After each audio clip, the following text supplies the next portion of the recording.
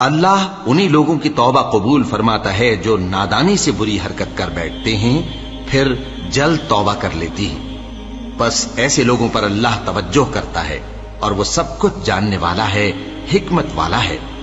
اور ایسے لوگوں کی توبہ قبول نہیں ہوتی جو ساری عمر برے کام کرتے رہیں، یہاں تک کہ جب ان میں سے کسی کی موت آ موجود ہو تو اس وقت کہنے لگے کہ اب میں توبہ کرتا ہوں۔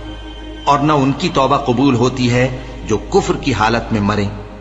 ایسے لوگوں کے لیے ہم نے دردناک عذاب تیار کر رکھا ہے۔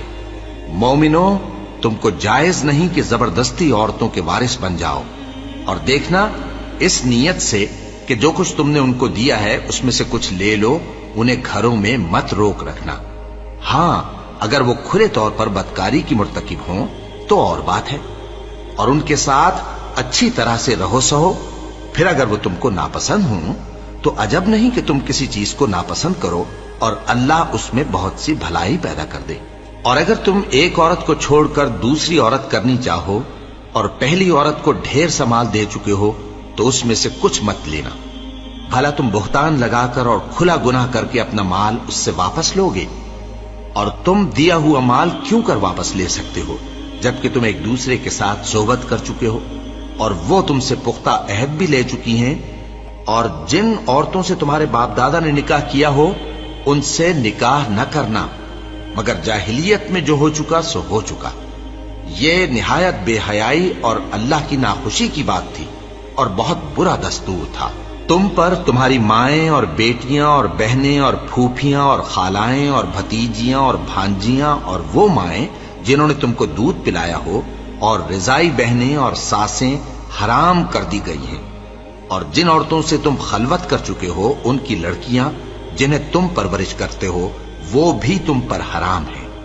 ہاں، اگر ان کے ساتھ تم نے خلوت نہ کی ہو تو ان کی لڑکیوں کے ساتھ نکاح کر لینے میں تم پر کچھ گناہ نہیں، اور تمہارے صلبی بیٹوں کی عورتیں بھی اور دو بہنوں کا اکٹھا کرنا بھی حرام ہے، مگر جو ہو چکا سو ہو چکا۔ بے شک اللہ بخشنے والا ہے، بڑا مہربان ہے۔ اور شوہر والی عورتیں بھی تم پر حرام ہیں مگر وہ جو قید ہو کر باندیوں کے طور پر تمہارے قبضے میں آ جائیں۔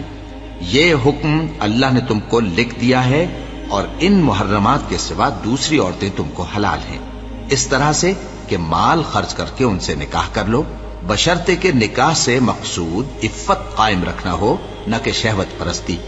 تو جن عورتوں سے تم لطف اندوز ہوئے ان کا مہر جو مقرر کیا ہو ادا کر دو، اور اگر مقرر کرنے کے بعد آپس کی رضامندی سے مہر میں کمی بیشی کر لو تو تم پر کچھ گناہ نہیں۔ بے شک اللہ سب کچھ جاننے والا ہے، حکمت والا ہے۔ اور جو شخص تم میں سے مومن آزاد عورتوں سے نکاح کرنے کا مقدور نہ رکھے تو مومن باندیوں ہی سے جو تمہارے قبضے میں آ گئی ہوں نکاح کر لے، اور اللہ تمہارے ایمان کو اچھی طرح جانتا ہے۔ تم آپس میں ایک دوسرے کے ہم جنس ہو، پھر ان لونڈیوں کے ساتھ ان کے مالکوں سے اجازت حاصل کر کے نکاح کر لو، اور دستور کے مطابق ان کا مہر بھی ادا کر دو، بشرطے کہ وہ پاک دامن ہو، نہ ایسی کہ کھلم کھلا بدکاری کریں اور نہ در پردہ دوستی کرنا چاہیں۔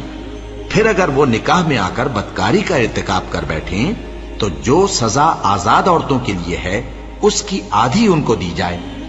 یہ باندھی کے ساتھ نکاح کرنے کی اجازت اس شخص کو ہے جسے گناہ کر بیٹھنے کا اندیشہ ہو، اور یہ بات کہ صبر کرو تمہارے لیے بہتر ہے، اور اللہ بخشنے والا ہے، مہربان ہے۔ اللہ